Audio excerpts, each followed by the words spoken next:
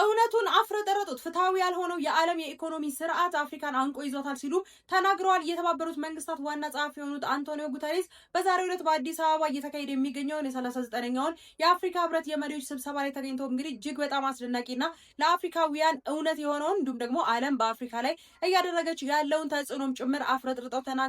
ዋና ጸሐፊው እንደተናገሩት ከሆነም እንግዲህ እየበለጸጉ ካሉ አህጉሮች አንጻር ሲታይ አፍሪካ ከ8 እጥፍ በላይ የብድር ወለድ ዕዳ እንድትከፍል ትገደዳለች ሲሉም ጭምር ነው የተናገሩት። በተጨማሪም ደግሞ አፍሪካ በጸጥታው ምክር ቤት ላይ ቋሚ ወንበር አለማግኘቷም ተቀባይነት የሌለውና በታሪክ ስህተት ነው ሲሉም ጭምር ነው የተናገሩት። እጅግ በጣም አስደናቂ የሆነ ንግግርን በአፍሪካ ህብረት የመሪዎች ስብሰባ ላይ የተናገሩ የሚገኙት ዋና ጸሐፊው እንደ ምክርም እንግዲህ ተመጣጣኝና የረዥም ጊዜ ቋሚ ፋይናንስ እንዲሁም ደግሞ የልማት ባንኮችና የዕዳ መፍትሄዎች ሊዘጋጁና አፍሪካ ልታስብበት ይገባል ሲሉም ጭምር ነው የተናገሩት። ዋና ጸሐፊው አክለው እንግዲህ የአፍሪካ ህብረት የሚመነጨው በራሱ የሚተማመንና በተባበረ ህብረት ነው ሲሉም ጭምር ተናግረዋል ማለት ነው። እናንተ በዚህ ጉዳይ ላይ ሀሳብ አላችሁ ወይ? ኮሜንት ላይ አጋሩኝ። በሌሎች አዳዲስ መረጃዎች በድጋሚ መልሳለሁ። የፕላስ ምልክቷን መጫናችሁን አትርሱ። መልካም ቀን ይሁንላችሁ።